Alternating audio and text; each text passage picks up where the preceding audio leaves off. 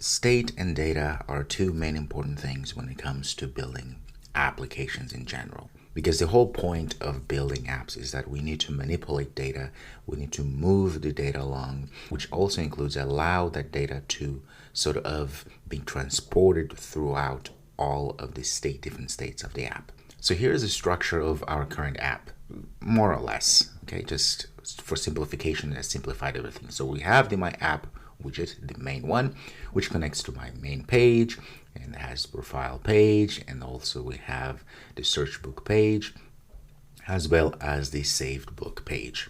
And one of the things to notice is that in this entire application we have one data point that we carry along, which is, for instance, the user. So the user is the centerpiece of this entire app because the users must be logged in or actually created first, and once they're created, they're logged in, and when they log, they then are allowed to access the application. So in this case, in the main page, we're going to have the user to do things. Profile page, we're going to have that user object, as well as search book page, save book page, and so many other pages.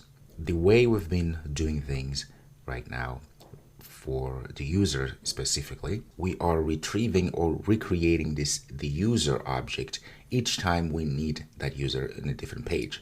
So on my main page, we create a user, for instance, right? Current user. It could be our user M user, as we've seen before, or the Firebase auth user. Okay, both are interchangeable at this time. And then on main page, we also need that user to do some sort of filtering, for instance, to see that these books belong to user X.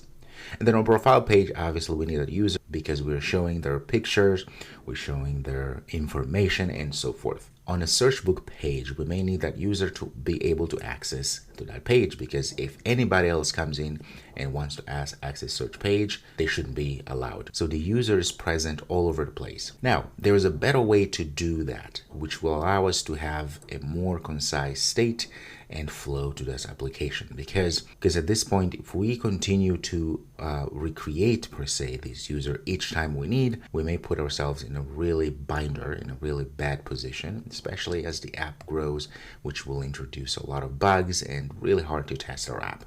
So Flutter has this other method or other way to deal with situations such as this. So again, we have the same process here, we have the same pages and everything. Our app is great. We have that user object. But now, instead of having those little pieces that we need of user each time, we can just have the user instantiated per se, or created in one place. And to create that, we use what we call, in this case, a provider. A provider does a lot of, one of which is to expose values or data to other widgets. Okay? So this is one of the things that a provider does. There are a lot of other functionalities attached to providers, which I will invite you to do some research to learn more about what can be done in providers.